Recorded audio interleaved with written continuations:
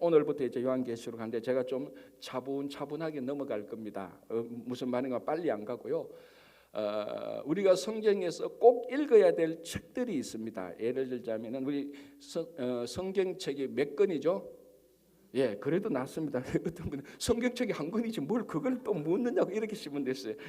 66권 아닙니까? 그죠? 구약이 39권, 신약이 27권입니다. 66권인데 그걸 사실은 다 읽어야 되죠. 우리 성도들이 다 읽어요. 그래도 새벽기도 나오신 분들이면 대부분 한 번쯤은 일독은 다 했으리라고 생각됩니다. 그러나 혹시나 못 읽었거나 아니면은 또 더 읽어야 되는데 두 번째, 세 번째 읽어야 되는데 그걸 다 읽기는 어렵다면은 몇 권은 꼭 읽어야 돼요. 그게 창세기예요, 창세기. 그래야 뭐 어떻게 이 우주가 창조됐는가 알죠. 창세기고요. 또 그 중에 한 권은 또 복음서 중에 한 권을 읽어야 돼요. 당연히 복음서 중에 한 권. 또 하나 읽어야 되는 게 로마서예요, 사실은. 신앙의 정수가 로마서에 다 있어요. 이 로마서 읽을 때 신약하고 구약이 어떻게 연결되어지고 어떻게 창세기에서 일어났던 일이 어떻게 그게 이루어지는가, 복음서의 사역을 통하여서 이루어진 의미가 이렇게 보면 됩니다. 우주의 기원, 모든 것의 기원이 창세기에 있고요. 거기서 인간이 죄가 발생하지 않습니까? 그 죄를 해결하고자 오셨던 분 예수 그리스도의 사역이 있는 게 복음서입니다. 마태, 마가, 누가, 요한 그 가운데 한 권은 꼭 읽어야 되고 이 의미가 무엇인지 그리고 우리가 이 땅에서 어떻게 살아가야 되는지를 밝혀주는 게 로마서예요. 그리고 또 한 권 읽어야 되는 게 뭡니까? 계시록. 마지막에 어떻게 될 일인가, 그리고 우리가 어떻게 준비해야 되는가, 그걸 알려주는 게 계시록이에요.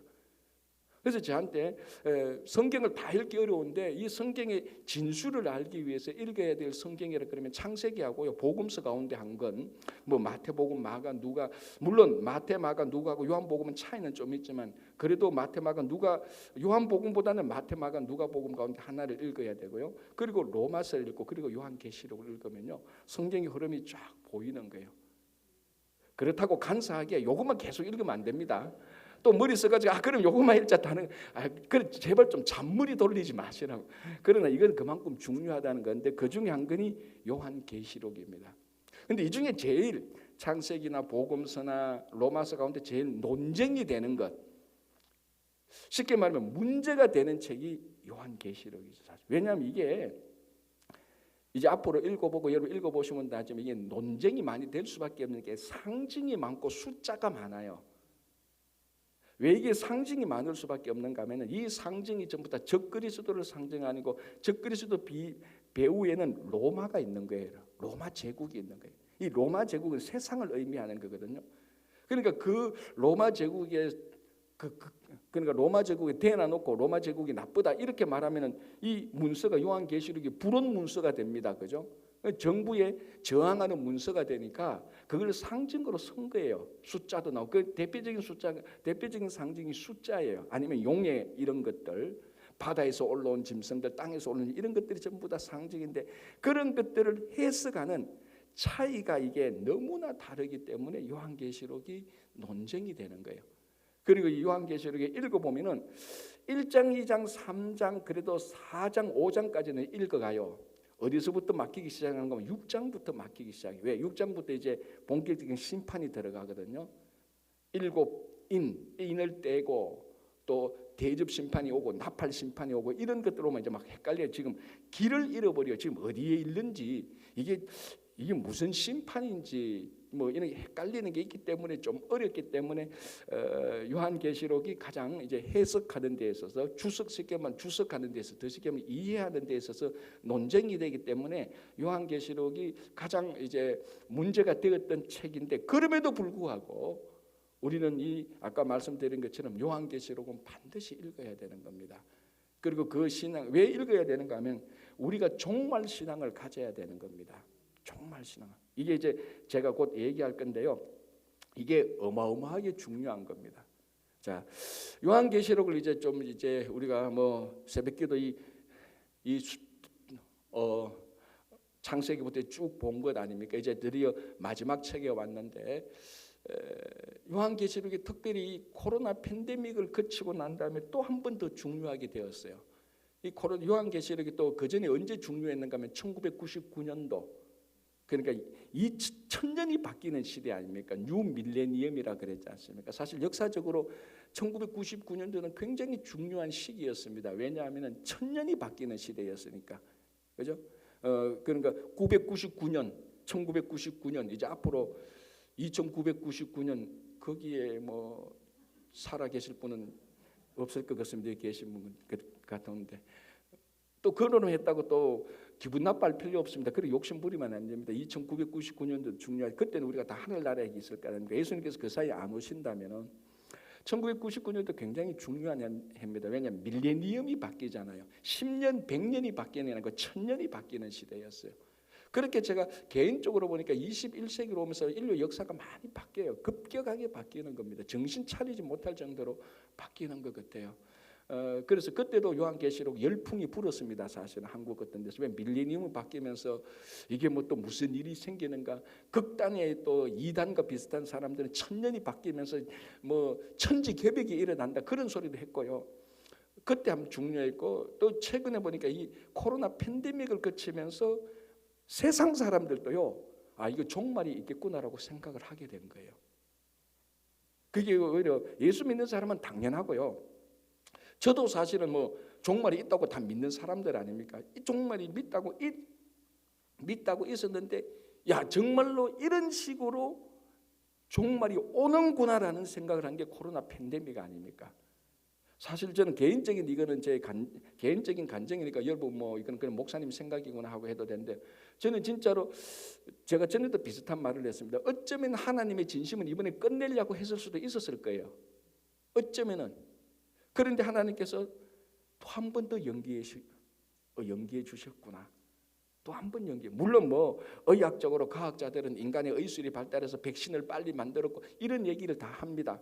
그거는 뭐 이제 그런 차원에서 볼 수 있죠. 그러나 신앙적인 차원에서 제가 볼 때는 이거 하나님께서 이렇게 이번에는 끝내시려고 작정하셨는데 또 무슨 하나님의 이유로, 뭐 하나님의 사랑과 하나님의 은혜로 한번 끝내려고 했는 것도 연기해 주셨구나. 우리를 진짜로 경각시켰구나. 세상 사람들도 그렇게 말을 해요. 안 믿는 사람도 야 이거 진짜 종말이 오는구나 이런 식으로. 그런데 믿는 사람은 당연하지. 우리는 특별히 요한계시를 통해서 그 나중에 우리가 보겠지만 지구의 3분의 1이 뭐 자연재해로 죽고 뭐 바다에 피가 되고 이런 일들이 쭉 나옵니다. 그게 이번에 코로나 팬데믹을 통하면서 야 이 종말의 리얼리티 그래. 그는 종말의 리얼리티 그래서 종말이 실제적으로 확 와닿는 거예요. 진짜 오는구나. 진짜 종말이 있다면 이렇게 하나님께서 이번에 끝장내시려고 하셨는데 특별한 하나님께서 이유로 연기해 주셨구나라는 생각을 하게 돼요. 훨씬 더 의미가 있죠. 요한계시록이 실제로 일어날 수 있는 사건이라는 것을 우리가 더 확신하게 되는 거고요. 또 요한계시록은 어떻게 봐도 이거는 종말에 관한 책입니다. 종말에 관한 책이 왜 중요한가 하면요. 종말 마지막이 되면요. 진실과 진리가 다 드러납니다. 다 드러납니다. 그래서 이 종말을 기다리고 있는 사람은요. 개인적으로 지금 좀 억울하고 무시당하고 오해당하도요. 종말을 믿는 신앙이 있으면요. 그 종말이 오면은 하나님께서 진리를 다 드러내시니까 그때 정말 참 진리가 무엇인지 다 드러나는 겁니다. 저 반역자들이 구석에서 수군수군 했는 거 다 드러나는 거예요. 교회 뒤에서 수군수군하고 교회를 분열시키려고 했던 사람들요. 누가 적그리시든지 우리 유다서하고 요한일서 1, 2, 3 나는 누가 적그리시든지 이단의 무리인지 거짓 교수는 그때 되면 다 드러나고요. 누가 진짜로 이름 없이 빛도 없이 교회를 섬기는가 다 드러나는 거예요. 다 드러나. 그러니까 지금 이름 없이 빛도 없이 아까 제가 말씀드린 우리 하나님께서 자기 자신의 보혈의 피로 산 교회, 우리 1세대 어르신들이 이 교회를 섬겨 재산을 내놓고 눈물을 흘리며 세웠던 이 교회를 누가 사랑하는지, 누가 자기 뜻대로 마음대로 움직이려고 하는지 종말이 되면 다 드러난다고요. 그러니까 지금 열심히 하는 사람도 내 안 알아준다고 해도요. 걱정하실 거 하나도 없습니다. 왜 나를 안 알아준다고 해서 왜 서운한가요? 종말 신앙이 없으니까 그런 거예요. 종말이 드러나면 진짜 다 드러나는 겁니다. 여러분 우리 영화도 봐도요. 언제 진짜 감동받습니까? 마지막 때에 반전이 일어날 때 눈물이 나잖아요. 와 그렇구나. 저 인간이 나쁜 인간이고 이 인간이 좋은 인간이었구나. 확 드러납니다. 그때 되면 짠하고 영화 끝나잖아요. 그러고 보면 눈물 좀 훌쩍이고 이제 한참 앉아 있다가 영화관 떠나잖아요. 그게 감동이 있잖아요. 그게 마지막 때에 드러나야 되는 겁니다. 지금 드러나면요 감동이 없어요. 지금 더 아프고 지금 더 힘들고 지금도 오해당하고 지금도 무시당하면 당할수록 종말 때 진리와 정의가 드러나면은 더 감동이에요. 더 감동이에요. 그런데 지금 나를 왜 안 알아주나? 내가 열심히 섬기는데 못 알아주나? 걱정하지 말고 그게 진하면 진할수록 훨씬 더 마지막에 종말이 일어날 때 진짜 감동과 진짜 하나님의 칭찬이 있는 겁니다. 그죠? 종말신앙이 그래서 중요한 겁니다. 그래서 버틸 수 있는 거예요. 또 하나 종말신앙이 왜 중요한가 하면요. 마지막이 되면은 예수 그리스도의 승리가 반드시 일어납니다. 100%가 아니고 200%, 500% 승리가 일어나는 거예요. 그래서 지금 패배했다고 해서 우리가 신앙의 이 진리를 지킨다면 마지막에는 한 명도 빠짐없이 다 승리하거든요. 여러분 이 승리에 확실히 있다면 지금 좀 저도 괜찮잖아요. 저도 괜찮죠. 왜? 지금 오히려 지면은 더 재미있어요. 이게 어떻게 전화위복이 되고 반전이 일어나는지. 제가 늘 얘기하는 중에 하나입니다. 축구 경기할 때 제가 진짜로 느꼈던 게 옛날에 우리나라 올림픽 할 때 이탈리아하고 할 때 우리가 처음에 졌잖아요. 그런데 마지막에 역전됐잖아요. 그거 나중에 재방송 볼 때요. 우리나라가 지고 있을 때 마음 하나도 안 졸여요. 왜? 알거든. 우리나라 이길 줄 알거든. 저거 마지막 후반전 끝나고 연장전 끝나면 우리나라 이길 줄 알거든요. 그러니까 2대1로 지고 있어도 1대0을 지고 있어도 아무 걱정이 없어요. 확신하잖아요. 그게 종말이 일어나면 우리의 승리가 확실히 일어나는 겁니다. 그래서 종말 신앙이 그래서 중요한 거예요. 그래서 요한계시록이 중요한 거예요. 요한계시록의 용이 뭐 어떻고 666이 어떻고 그거 알기 때문에 중요한 거 아니에요. 그거는 사실은 용이 뭐 무엇을 상징하고 666이 무엇을 상징하고 옛날에 666이 뭐 유럽의 10개 국가고 12개 국가가 10개 되고 뭐 그런 거 막 얘기하잖아요. 그거는 사실은요 덜 중요한 거예요. 이 요한계시록을 통해서 우리가 중요한 것은 종말 신앙을 가지는 거예요. 이 요한계시록의 마지막은 어떻게 끝납니까? 최후 승리로 끝나고 새하늘과 새 땅 새 예루살렘으로 끝나는 거예요. 그걸 요한계시록을 볼 때마다 우리가 확신하는 거예요. 그래서 지금 패배하고 넘어져도요 걱정하지 않는 거예요. 그래서 제가 전에도 말씀드린 것처럼 우리나라가 일제 식민지 당할 때 제일 많이 강해되었던 성경이 요한계시록이었어요.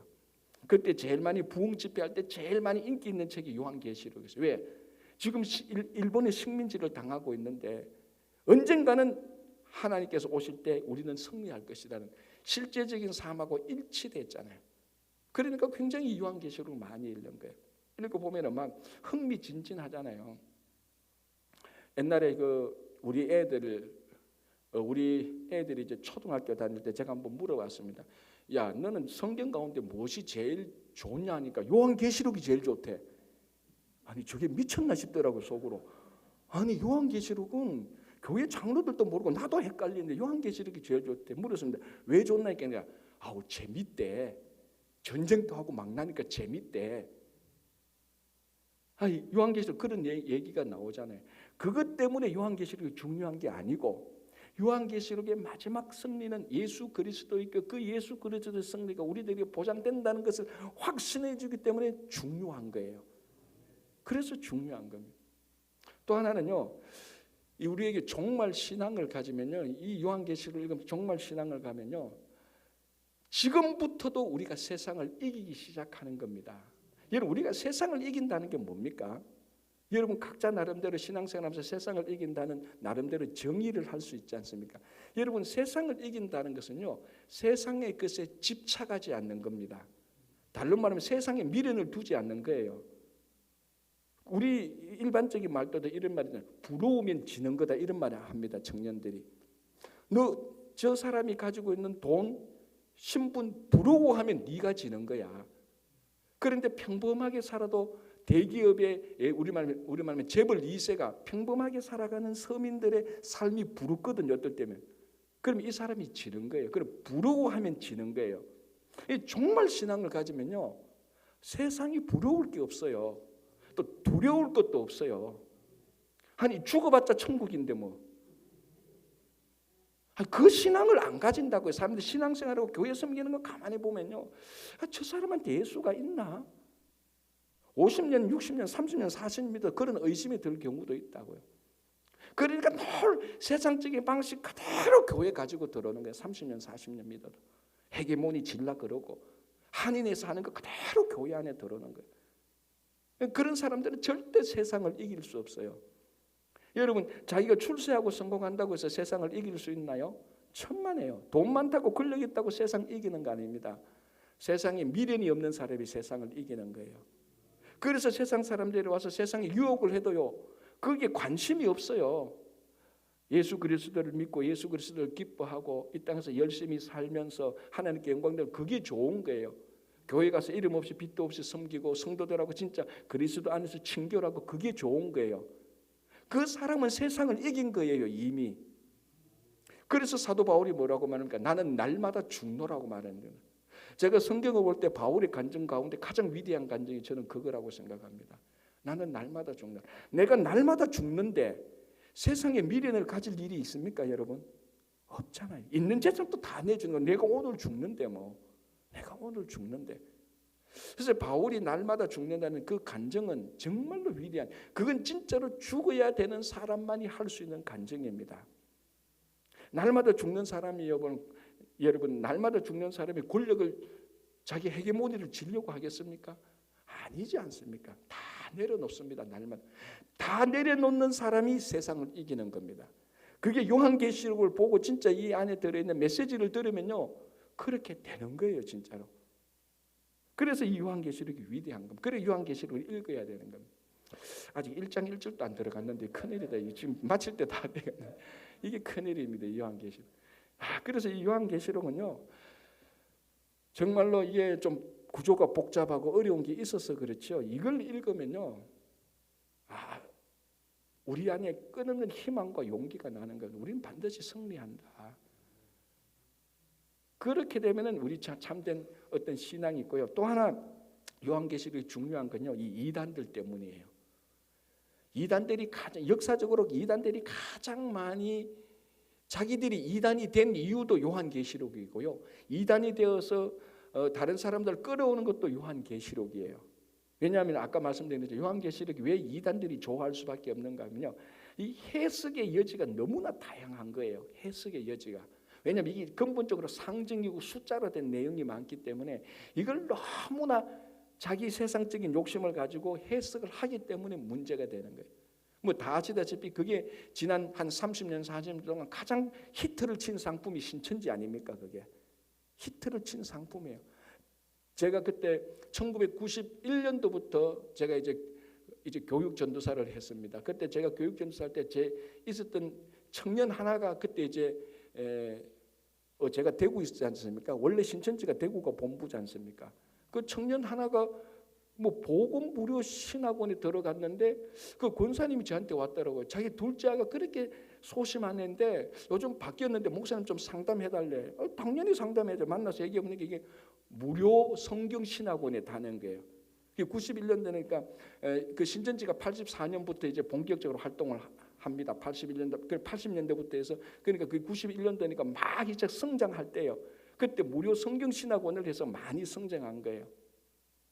그래서 거기 가서 이제 보니까 그래서 그러면은 제가 그 권사님한테 물었습니다. 그럼 그 애 이름이 정철이에요. 그럼 정철이가 무슨 책 읽고 있습니까? 책을 한 권 가져왔어요. 그 책 제가 아직도 가지고 있어요.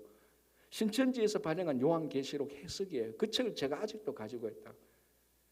그 책을 보면요, 요한계시록을 해석하고 주석했는데요, 이게 개판이에요, 개판. 모든 게 이만희한테 다 초점을 맞추고 있어요. 모든 게 다. 그 책이 그러니까 91년도 받으니까 거의 1판 정도예요. 그때는 이만희라는 말이 안 나타나요. 그러나 누가 읽어봐도 이거는 이 책의 저자가 요한계시록을 해석할, 이 책의 저자만 요한계시록을 해석할 수 있는 권위가 있다고 말하고 있는 거예요. 그 책이 그 책의 저자는 이만희 이 사람 아닙니까? 이만희를 보면서 저 인물도 교조하는데 나는 왜? 그 생각이 들더라고요. 볼 때마다 하여튼 세상은 요중에 세상 하여튼 신기해요. 그게 이제 요한계시록을 들고 나오는데 문제는 그렇게 완전히 엉터리 중에 엉터리로 해석을 하는데도요, 빠져들어간다는 거예요. 그 우리 청년 하나도 그 빠져들어서 헤어나오지를 못해. 제가 아무리 요한계시록을 설명해줘도요, 근본적으로 교회와 기존 교회 지도자들의 성경 해석, 요한계시록 해석을 안 받아들여요. 무슨 소리를 해도 안 받아들이더라고. 대화가 안 되는 거예요. 대화가 이미 안 되는 거예요. 그래서 이 이단에 빠진 사람들이 정말 무시무시하구나라는 생각이 확 들더라고. 그걸 진짜로 요한계시록을 잘 공부하면요, 이단에 안 빠져요. 물론 이제 앞으로 이제 우리가 새벽마다 요한계시록 앞으로 많이 나오시면 될 겁니다. 손해 보는 일은 절대로 안 할 겁니다. 제가 늘 말씀드리면 이 새벽기도 나와서 손해 본 사람은 저 한 명도 못 봤습니다. 이 요한계시록 우리가 차곡차곡 보면서요, 이게 왜 이단으로 빠지고 왜 빠지는가, 왜 이 책이 그만큼 위대한 책인가도 알게 되는 겁니다. 그래서 요한계시록이 신약 구약의 마지막 책, 구약과 신약의 마지막 책에서 완성하는 책 아닙니까? 그래서 이제 요한계시록을 이제 저희들이 봐야 되는 겁니다. 그래서 헛된 이상한 해석, 주석에 혼돈될 필요가 일체 없습니다. 그리고 이 요한계시록을 보면은 진짜 이 교회가 얼마나 중요한지 우리가 확실히 알게 됩니다. 자, 이제 1장 1절 보겠습니다. 예수 그리스도의 계시라. 자, 이 이제 제일 중요한 단어가 계시라는 말입니다. 요한계시록이니까 당연히 계시에 관한 책이죠. 자, 이 계시는요, 정확히 제가 문장을 만들어 본데 계시가 뭐냐면요, 이렇게 보면 됩니다.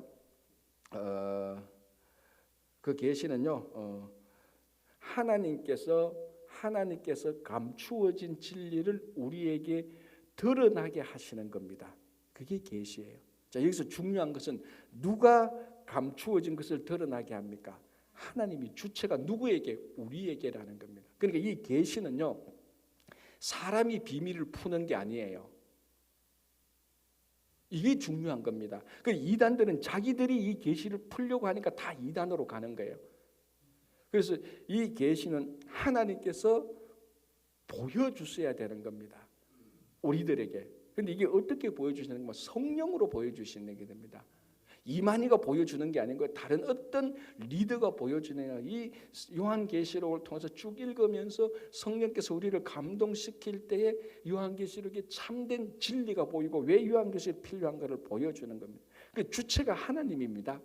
이 계시의 비밀을 드러내는 것은 하나님입니다. 어떤 사람도 아니에요. 모든 사람은 그냥 수단입니다. 그래서 이 성령, 하나님께서 성령을 통해서 우리들에게 보여주실 때 우리가 해야 되는 뭐냐면 그 마음에 우리 마음을 열어야 되는 겁니다. 자기 기존 지식을 내려놓고 자기 경험을 내려놓고 자기 탐욕을 내려놓을 때 성령께서 이 요한계시록을 통해서 참된 진리를 보여주시는 겁니다. 그게 계시 앞에선 우리들의 참된 모습이죠. 그렇죠? 그래서 예수 그리스도의 계시라. 이제 앞으로 나오는 건 전부 다 예수 그리스도의 계시입니다. 자, 이는 하나님이 그에게 주사 반드시 속히 일어날 일들을 그 종들에게 보이시려고 그의 천사를 그 종 요한에게 보내어 알게 하려 하신 것이다. 자, 이제 이 계시는 이제 종말에 일어날 일들을 드러내 보여주는 겁니다. 근데 이 종말에 일어날 일이 어떻게 일어나는가 하면 여기 보면 반드시 속히라고 되어 있습니다. 반드시의 동그라미를 치시고 속히라는 말에 동그라미를 쳤어야 돼요. 반드시는 뭡니까? 꼭 일어난다는 거죠. 그러니까 요한계시록에 나타난 이 콘텐츠, 이 내용들이, 이 계시의 콘텐츠, 이 내용들이 꼭 일어납니다. 그런데 한 가지 이제 여기서부터 이제 우리가 또 이제 차근차근 가야 될 게 뭔가 하면은 꼭 일어나야 되는데 요한계시록에 나오는 이 사실들이 글자 그대로 단어 하나 바뀌다 글자 그대로 일어난다는 말은 아니에요. 왜? 여기는 상징이 있다는 게 이게 중요한 겁니다. 그러나 글자 그대로 일어나는 건 아니지만 이 요한계시록에 있는 모든 내용들은 다 일어나는 겁니다. 무슨 말씀인지 알겠죠? 글자 그대로 일어나는 것하고 그 내용들이 일어나는 것은 다른 겁니다. 글자 그대로는 그대로 일어난, 이걸 그래 요한계시록을 글자 그대로 풀면 큰 문제가 생기는 거예요. 그래서 14만 4천 명이 바로 이런 문제입니다. 자, 요한계시록에서 14만 4천 명이 구원을 얻습니다. 이 요한계시록에 보면은. 근데 이 14만 4천 명이 상징의 숫자예요. 상징 숫자고. 이걸 상징으로 보지 않고 글자 그대로 14만 4천 명을 보고 해석해서 사람을 끌어모은 게 신천지예요. 그래서 이 요한계시록에는 나타난 내용들은 다 이루어져요. 꼭 이루어져요.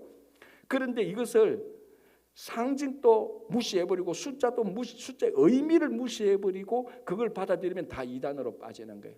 그래서 그 말하지 않습니까? 그 신천지 처음 사람들을 모을 때는요, 자기들의 있는 정거장막이라 그럽니다. 그런데 신천지는요, 처음에는 원래 교회란 말을 안 썼어요. 정거장막이라고 썼어요. 원래는 그게 요한계시록 15장에 나오는 내용인데, 하늘에 정거장막이 있다고 말하고 그 정거장막에 이제 순교자들이 올라가고 믿는 자들이 올라가서 거하는 처소예요. 그걸 신천지가 처음에는 교회 가는 거 신천지 정거장막이라고 했는데 나중 되면서 교회라 이름을 쏙 붙였어요. 그래서 세상 사람들은 신천지도 교회라고 생각하고 있는 거예요. 그러니까 우리가 억울하죠. 진짜 교회인 사람은 억울하죠. 자, 이제 그러니까 무슨 말인가? 신천지가 처음에 사람을 걸고 모을 때, 이단이니까 걸고 모을 때 14만 4천 명을 딱 한 거예요. 요한계시록을 보라. 구원받은 사람이 14만 4천 명이 아닌가. 그래서 이 정거장막에 14만 4천 명이 참여는 종말이 오고 이 사람들이 구원을 얻는다 그랬어요. 그런데 14만 4천 명이 넘쳐버렸어. 그러니까 뭐라고 해석합니까? 이 14만 4천 가운데 가라지도 있다. 진짜 14만 4천 명이 와야 된다는 거예요. 또 그러니까 14만 4천을 두고 계속 말을 이렇게 하고 저렇게 하는 거예요. 문제는 14만 4천 명이 이 숫자의 의미라는 겁니다. 나중에 가면 우리가 풀겠지만요, 이거는 구원받은 숫자가 많다는 의미예요. 사실은 이게 14만 4천이 12 곱하기 12 곱하기 1000이잖아요. 그리고 이 요한계시록은 숫자의 의미를 알아야 되고 유대인들이 숫자를 보는 그 방식도 알아야 되는 겁니다. 12라는 것은 예수님의 12제자고 12지파의 그 의미가 있는 거예요. 1000이라는 것은 꽉 찬 숫자예요. 그러니까 구약과 신약의 모든 시대의 많은 사람들이 꽉 찬 숫자가 구원을 했는데 그런 의미로 14만 4천 명을 한 거예요. 그걸 자기 정거장막에 오는 사람 14만 4천 명 구원한다고 글자 그대로 일어나야 된다고 하기 때문에 이단이 생기는 겁니다. 여기서 꼭 일어난다는 것은요, 무슨 말인가 하면요, 꼭 일어난다는 것은 이 요한계시록에 있는 내용들은 다 이루어지는 겁니다. 이 내용들은 다 마지막에 심판이 있고요. 심판이 있기 전에 전쟁과 기후 재앙이 있어요. 우리 보겠지만 지금 그런 것들이 막 일어나고 있지 않습니까? 그리고 이제 마지막에 이제 종말이 오고 예수 그리스도께서 이 땅에 재림하시는 그 일들은 꼭 일어나는 겁니다. 의심할 필요가 없습니다. 자, 그리고 반드시 꼭 다음에 속히라는 말이 이게 이제 혼돈이 되는 겁니다. 이 말이 중요한 거예요. 이 속히에 해당되는 헬라어의 원 뜻은 두 가지가 있어요. 첫 번째는 빠르게라는 의미입니다. 그러니까 속히, 빨리 같은 의미죠. 또 하나는 이 속히 이거는요, 첫 번째는 빨리 일어난다는 의미고 또 하나는요, 갑자기 일어난다는 말이에요. 갑자기. 여러분 보십시오. 속히 일어났다는 것은 빨리 일어났다는 일이지만 그 일어나는 일들이 슬로우하게 일어나면 속히 일어났다고 생각 안 하잖아요. 일이 터진다고 생각하면 확 일어나는 거예요. 갑자기 일어난다는 것은 우리가 예상치 못한 순간에 일어나는 겁니다. 그게 속히라는 말이에요. 그래서 이 속히라는 말은 사실은 요한계시록에 말하는 이 속히라는 말은 빨리, 속도가 빨리라는 의미라기보다는 한번 일이 터지기 시작하면은 급박하게 빨리 일어나는 것이고 예상치 못한 순간에 일어난다는 겁니다. 이게 종말이고 예수님 오시는 거고 그게 예수님께서 하신 말씀이고 바울이 하신 말씀하고 일치하는 거예요. 종말은 언제 옵니까? 우리가 전혀 예상치 못했어요. 그러나 그 종말이 오기 전에 징조는 보여준다 그랬습니다. 징조는. 날짜 이런 거는 알 수 없지만. 그래서 이 요한계시록에 일어나는 것은요, 꼭 일어납니다. 이 내용들이. 그리고 전혀 예상치 못했을 때 일어나는 겁니다. 갑자기 일어나는 거죠. 그죠? 자, 그래서 이 요한계시록 거기서 반드시 속히 일어날 일을 그 종들에게 보이시려고 그의 천사를 그 종 요한에게 보내려 알게 하신 것이다. 자, 요한이 누굽니까? 이게 요한복음을 썼던 저자고 요한 1서, 2서, 3서를 썼던 사람이고 요한계시록을 썼던 사람입니다. 우리가 전성에 의하면은 예수님의 12제자 가운데 순교하지 않은 유일한 사람이 요한이죠. 요한은 순교는 안 하고 유배당하지요. 밤모습에 유배당합니다.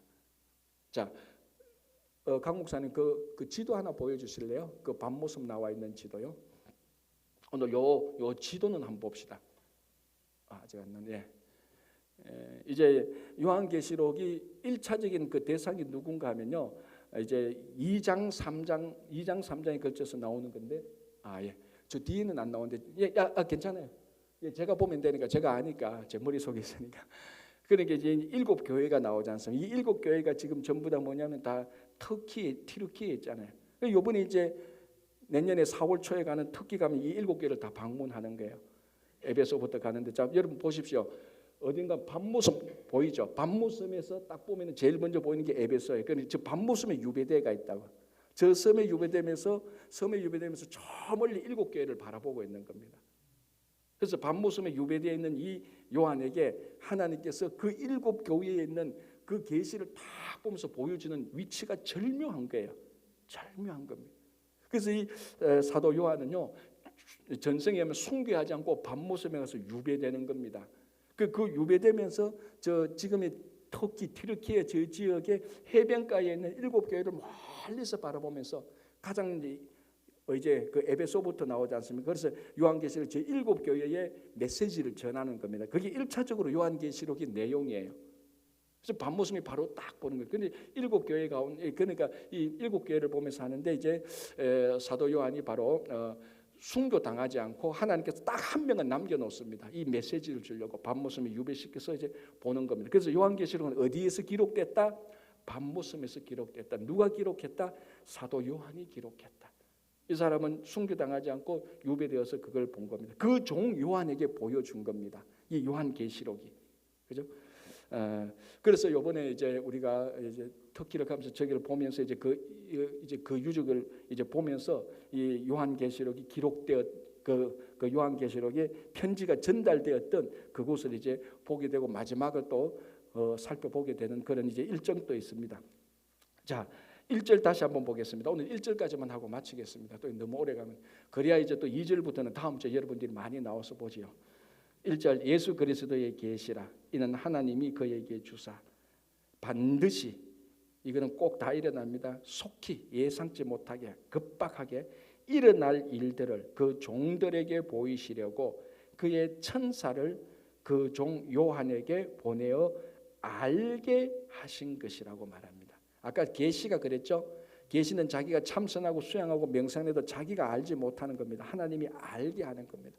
밤모섬에 하나님께서 밤모섬에 요한 딱 갖다 놓고 하나님께서 알게 하는 겁니다. 그게 자기 탐욕을 버리고 세상의 모든 것을 버리고 그 계시를 듣고 그걸 기록해서 그 섬에서 보면서 7 교회에 편지를 보내는 겁니다. 그래서 에베소 교회에 보내고 빌라델피아 교회에 보내고 4대 라오디게아 두아데 교회에 다 보낸 내용들이 요한계시록입니다.